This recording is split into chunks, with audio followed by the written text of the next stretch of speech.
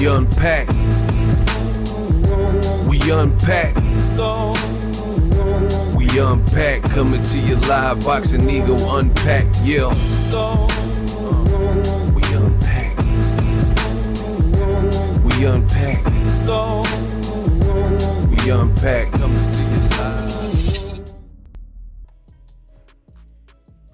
First the Fat Boys break up. Now every day I wake up, Turkey got something to say.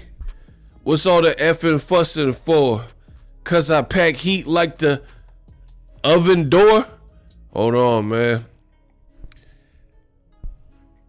Now I wake up to more bulls. You see it. In this video, I'm going to break down what Turkey said. I mean, he's been very vocal.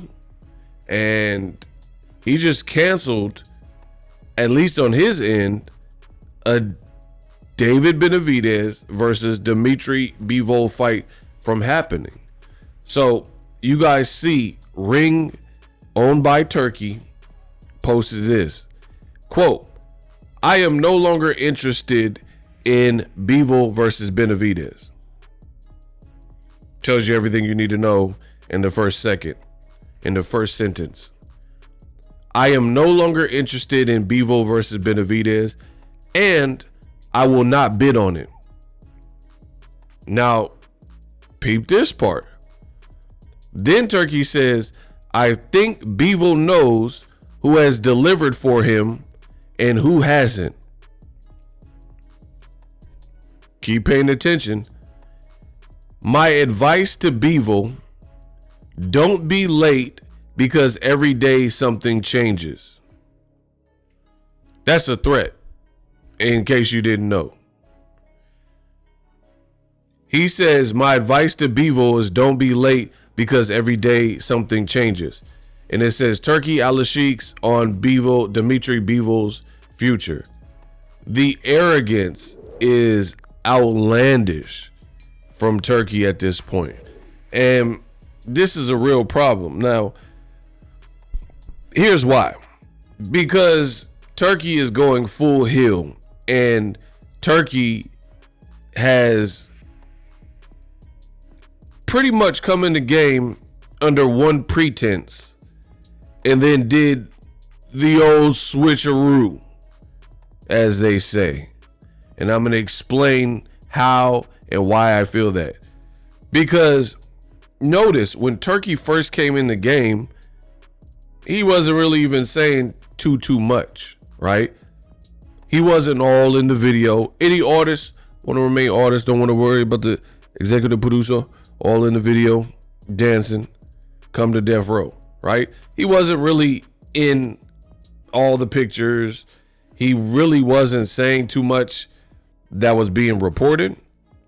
But now he's coming across as drunk with power. And maybe it got good to him. I don't know. But you see Turkey's holding up the belts now in the Canelo Skull face-off, right? He's holding the belts. So he's almost like, the way he's acting, he's almost replacing the promoters that he was working with to help get him there. And I've already made a video about it earlier today about this whole situation. So Canelo had a press conference with Skull, right? And you had Canelo's manager and trainer, Eddie Reynoso, as you guys can see from the screen grab. And he came over trying to put the WBC green belt, you know, the belt everybody knows and has been in Creed movies and Rocky movies and stuff, right? He's even been in the White House. The green belt, he tries to like interject it into the photo op, to which Turkey pretty much is like, nah, we don't need that, right? We don't need that. And then it looks like there's a little bit of confusion from Canelo. And then he tells like Reynoso, like, it's all good. Don't put the green belt there. So Turkey can show off the belts that he created and owns, which is this Fatal Fury, a video game belt. You know, it says Fatal Fury, and he's now the owner of Ring, 100% owner of Ring magazine. So this doesn't look good. He also did a deal with Dana White, and he's talking about he's gonna leave promoters in Alcatraz prison. He says that, even there's a lot of truth said in jest. So even if he's saying it as a joke, you're still saying this. Like, why promoters that you've worked with, like Frank Warren, Queensberry, Eddie Hearn, why would you joke about leaving them in prison in probably the nation's most ruthless prison at a time, Alcatraz, which is an island surrounded by water? It's kind of weird, right? So I don't know what's going on, but it seems like TKO and Turkey did this deal, and they have plans for the future of taking over boxing. And it seems to me, at least, like this has empowered Turkey, and now he feels he has the winning formula.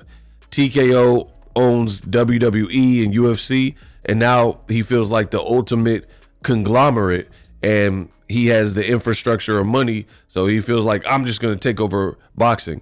I mean, he has press conferences and events, and then he's talking about Tank Davis and making jokes on Twitter about Tank Davis and hair grease. Why? Who does this? Who does this? Al Heyman, you never see him do this. Bob Arum has a Twitter. He doesn't really get on and talking about Tank and hair grease and, oh, it was a knockdown, ha ha ha ha. And it's I don't know. Turkey's in love with the limelight, and it's looking potentially dangerous.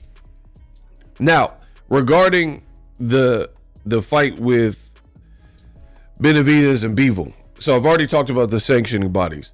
The WBC ordered Dmitry Bivol, undisputed, to fight against David Benavidez. That's what they told him to do, right? Now, Turkey is basically making it sound like you gotta pick. That's what it's coming across like to me. Basically telling Bivol, don't be late to dinner. Don't be late to dinner. Know, what side you're on. That's what he's basically saying. Don't bite the hands that feed you. Things are liable to change at the drop of a dime. Now, to my knowledge, Bivol is with Eddie Hearn and Rematch Room, and it's just weird at this point. You're taking shots at the people that helped you get here, like Eddie Hearn and Frank Warren, indirectly.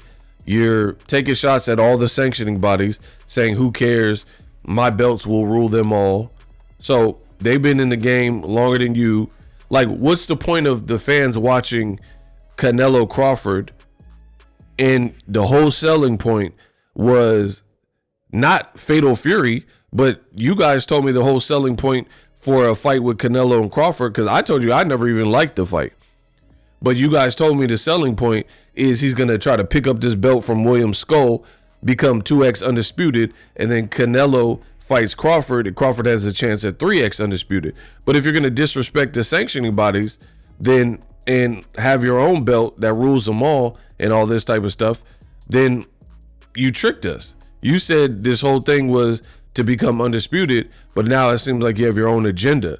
So as things unfurl, as things are slowly starting to unravel, this is looking like the old switcheroo.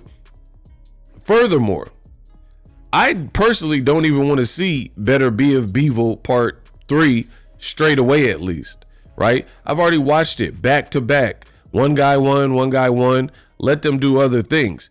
I am personally more intrigued with Bivol while he has the belts versus David Benavidez. But now, if Benavidez, a PBC fighter who went to Saudi to watch Better Be of Bivol 2, which we'll get to, now if Benavidez were to beat Bivol, PBC would have all the belts that Turkey seems like he doesn't care about anymore, right? So it's just all getting kind of weird. So now he's saying, I'm not even bidding on the fight. The big problem is the old switcheroo. If you came in the game, you wouldn't have made it that far if you came in the game with your initial, like what you're doing now. If you came and stated that initially, I don't know if you would have got any grounds. But just like a politician that says whatever to get into office or into position of power, they say, oh, I want to help the American people. I want to do this. I want to increase the hourly wages in each state, whatever, and then they get in office or get in a position of power, mayor, governor, whatever, and don't do any of the things that they said, the old switcheroo. So it's looking very political.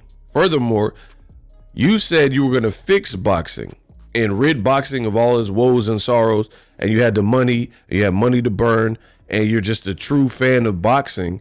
So you didn't care about anything else other than the best versus the best.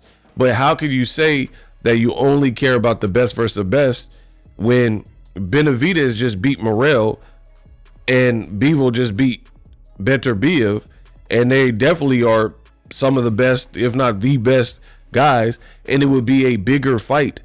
They just did Beterbiev Bivol with a stacked card that y'all said was phenomenal, right?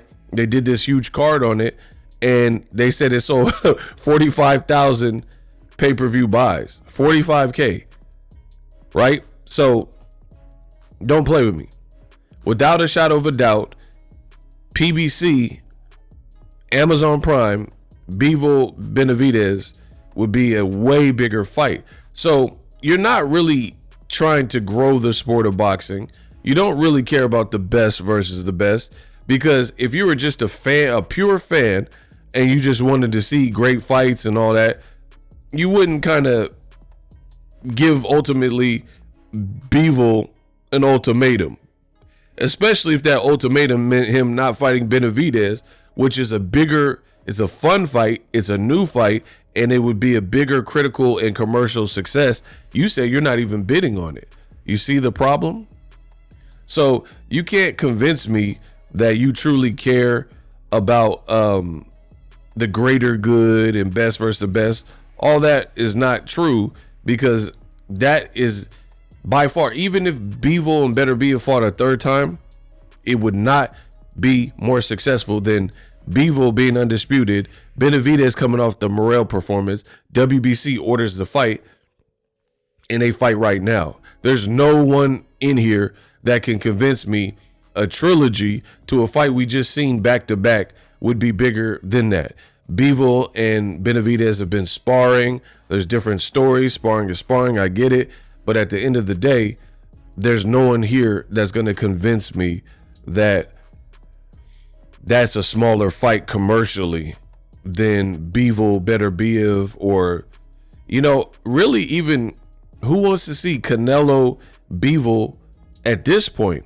Like, I would watch it, but Canelo should have rematched Bivol initially, right?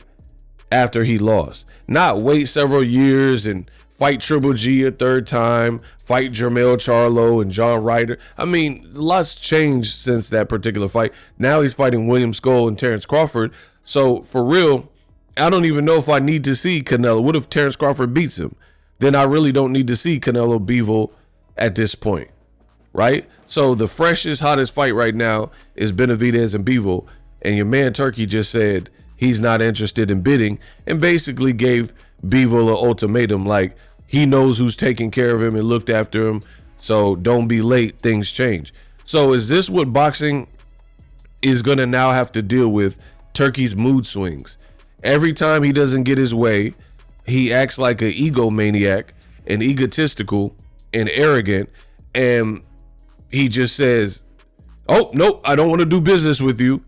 I mean, for real, this is not not in America. You could be from UK or Saudi Arabia. I don't know what is happening in other areas. You know, maybe different Brazil or Cuba or something. Maybe in different regions, business is conducted differently. Different cultures, I get it. But in America, you have to assimilate, and this really isn't the American way. It's business. You got to hopefully remain professional and not conduct business based on temporary emotions. That is not a good look in business. And it seems like since this TKO deal closed, that Turki has gone like full throttle, and he's like almost being disrespectful to the people that helped him get in position, like Eddie Hearns and WBC. All these people put Turki in this position, so they really only have themselves to blame. You guys were saying he was a savior. You were saying he's saved boxing and he wants the best versus the best. And he's funny for making fun of Tank. And you guys did all this. And then now you got a person who seems like they want to be a dictator in the boxing game. And it's going to be interesting to see how this plays out and how this works. But for me, it's really not the American way. You're not always going to see eye to eye initially and things like that. But for Turki to just snap and have a mood swing and say, like, nope, I don't want to see the fight no more. I mean, he's done this several times. He did it with Tim Tszyu. He's like, Tim Tszyu's team, they don't get it. And he tries to belittle people, right? Initially with Canelo, they had friction, right? Where he was like, blah. Canelo, whatever. If he was smart, he would take my deal. And Canelo's like, I do whatever. But Canelo sold out. Let's just be real. He doesn't care about the Mexican fans. He cares about lining his pocket. Pretty much what it is. 3 of his 4 fights are going to be in Saudi Arabia. Enjoy that, right? Making it exponentially harder for your Mexican fans and Latino fans to travel to see you, as opposed to Vegas. You know, there's already a lot of Hispanics and Latinos in these areas, Arizona, California, LA, Vegas. That's a traveling distance. To get to Saudi, that's different. You might have connecting flight, 20-hour flight, way different. Way different, especially for like a fight like William Skull. Like, let's be real. If you're a diehard Canelo fan, the ones that be wearing the headbands and stuff, and you live in LA, East LA, it's easier to go to East LA to Vegas. That's 3.5 hours. So even though it's not a big fight, that's your favorite fighter, Canelo or something, cool. So you want to just support. So you're gonna go out for that fight because it's more doable. It doesn't cause you to have to take a week off of work. You're not gonna be like insanely jet lagged, because if you're leaving LA to go to Vegas, it's the same time zone, Pacific Standard Time, right? So it's just inherent differences, as opposed to now it's going to cost you thousands, unless Turki pays for it, to go see Canelo in a fight nobody really requested in Saudi. That's why it's not going to have the same feeling. I can't wait. I can't wait for Canelo's fight. That's why Tank said it too. All money's not good money. Like, that's cool, but at what cost? Like, you just going to sell out and like you don't care about fans because they just cashing you out. You know, it's not really a good look. And then as far as Turki, his intentions look like they have changed dramatically. And before it was the best versus the best, now that mask has slipped and that whole guise is over. And now you're on some different stuff, like TKO is going to crush everybody. It's going to crush all promoters. It's going to crush all the sanctioning bodies. Our belt's the only one that matters. You know, we don't need pictures with the WBC belt. We got everything. Dana White's going to destroy all you know what I mean? And why would you, even if this was your intent, why would you foreshadow it? Why would you say it before you crushed people? I don't get that. So that shows me the ego, no pun intended, but the ego on this guy is insane, that you're going to tell people that you're going to crush them, and then, you know, like, people aren't going to fight back. The WBC, they're just going to let, after, I don't know how long the WBC, I don't work for them, but they've been out 50 plus years, let's say 100 years, whatever.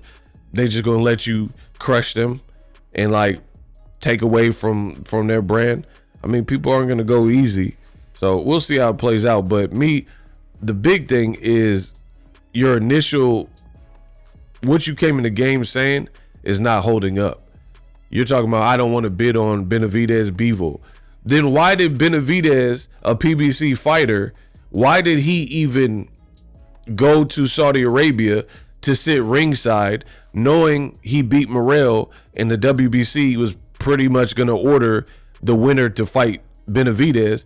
Why did he go to Saudi Arabia only for you to say you're no longer interested in the winner fighting him? You know what I mean? You guys got high. That's why I never really like advertised it. Like, Benavidez is going to be in Saudi, because I had several doubts, and now you see why.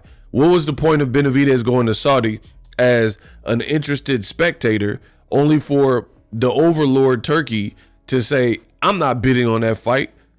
Bivol, you things can change in a day, blah, blah, blah. Like, basically, listen to me if you want to get this cash, because I'll cut you out, basically. So what he's saying to me, that's how I would take it. So I don't know Bivol's stance on it, but Benavidez Bivol is a great fight. So why, from a business perspective, if you want to make money, you want the best versus the best, you want to appease the fans, why would you even take that off the table? Like, it doesn't make any sense. None of this makes sense. And now, because you got Dana White, who was in boxing, and I believe he failed until the UFC, now all of a sudden, you know, you think your ish don't stink? We're going to see. We're going to see how it all plays out. But for me, I'm not liking what I'm hearing and seeing, because it's like you disrespecting the WBC, Eddie Hearn, Queensberry, talking about, oh, let's leave the promoters at Alcatraz prison. Like, that's just rude. Like, these are the people that your biggest advocate. Eddie Hearn talking about he'll shine your shoes if you asked him to. Frank Warren holding your hand. You know, all the, you like desecrating and disrespecting the people that was holding you down. And then now it might be some stuff where in the future, don't be surprised if Turkey try to buy out or take these promoters fighters from the UK, like Queensberry, and he tries to get, you know, Anthony Joshua and pay Anthony Joshua to leave Eddie Hearn, or pay Bivol to, like, man, sign to this TKO stuff. It's going to be real interesting, you know, the next several months. It's going to be real interesting to me. You know, he might try to snatch, and these promoters, these UK promoters, they only have themselves to blame. And what's weird about, I mean, I could go on all day. I could do this. This is easy. For me, what's weird about it too is, like, they still got shows to do, and he's like kind of disrespecting them now. Like, they still got like I thought they were doing like a 5 versus 5 Golden Boy versus Eddie Hearn, or Eddie Hearn versus Frank Warren again. You still got shows. Like, how you all feel about this? Like, y'all let this man come in and wave a lot of money and use you for benefit and access and fighters and learning the business, and now he taking the pictures with the fighters. Now he's like, nah, we don't need them belts anymore. I'm in charge. Now Turkey out here with the belts, bro.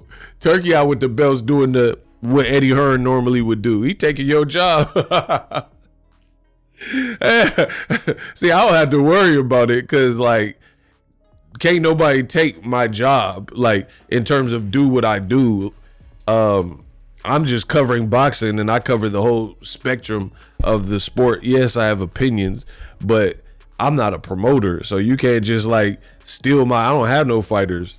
I don't have fighters for you to steal, so you can't just come in a boxing ego and steal my fighters and, you know, learn my business. It's different, because my business is really me. I'm the brains of the operation. I'm the kid with the golden voice. I'm the guy with the impressions. Yeah, what are you doing? Hey, now, hey, Killian, get to the chopper now. Bro, Turkey can't come in and do that. Tell Turkey to do the Arnold. I'm getting the sensation.